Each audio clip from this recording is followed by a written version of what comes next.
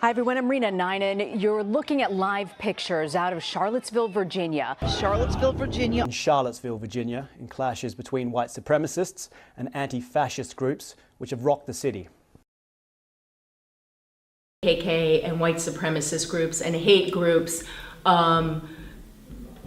marching in the streets of our country, right? It's going to be charged. It was a weekend of street battles and stark displays of racism. Hi, I'm Valerie Wynn. I'm a social studies teacher here at Drake. I teach government and economics as well as street law. We'll do our second question.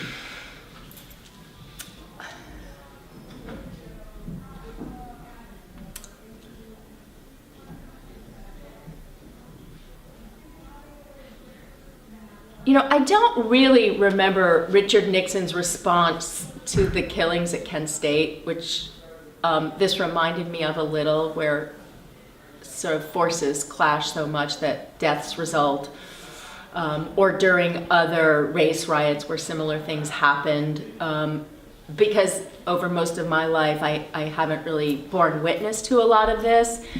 But I have to say,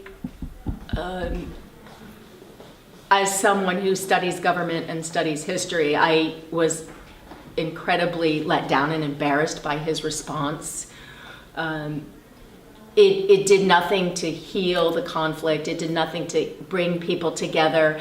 And his response initially, again, gave permission to white supremacists and sort of these outlier ideologies to come into the mainstream and say their piece, and as if they are in fact what we as a country and a democracy accept, and that's really pretty appalling. And I contrast that a lot with sort of Trump's stand on the NFL protests, right? So you look at that, you see Trump originally saying, oh, everybody here was at fault. It was the marchers, it was the white supremacists, the KKK in Charlottesville, but it was also all those people who came. They were all bad people doing bad things. Is that really what it was? I mean, isn't this the opportunity to stand up and say, you know, we will not condone racism, we will not condone anti-Semitism, we will not condone anything that vaguely reminds us of why we fought World War II, to put this behind us as a nation and a country.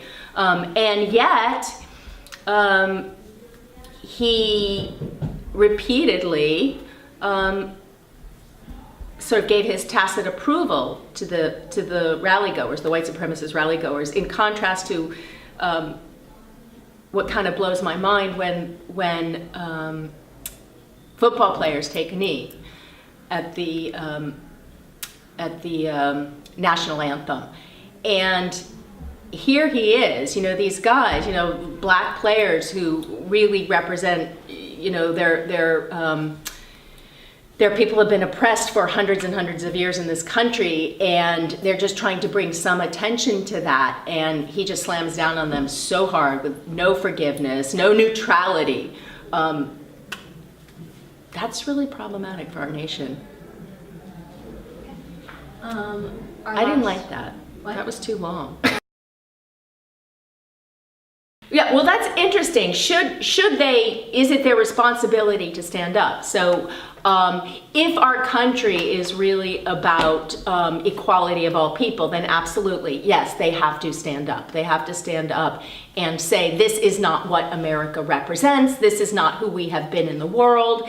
And we will not tolerate this kind of movement in our own country. Right? We will respect the First Amendment, we will give them a platform, but we are not going to condone and sponsor it in any way.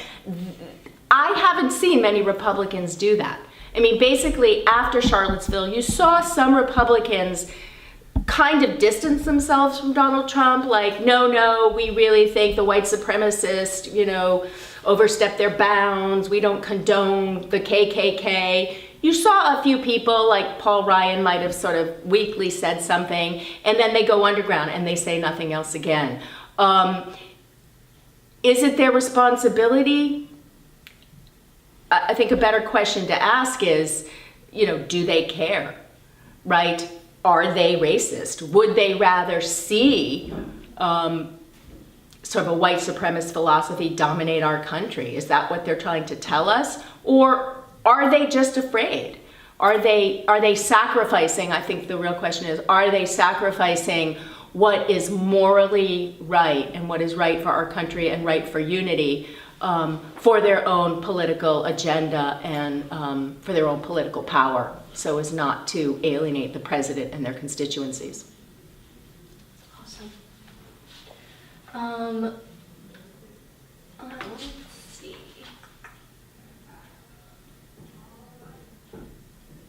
I think we're good. I think if you're okay with it, we'll do.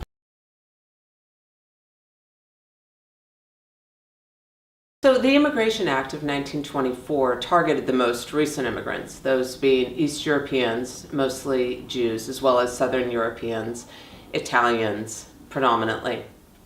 And many historians feel that it was done intentionally to limit those groups.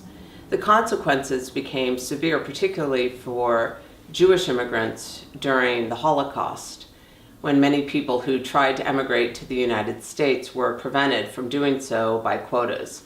People were turned away despite their pleas because we had these caps on how many people were allowed in.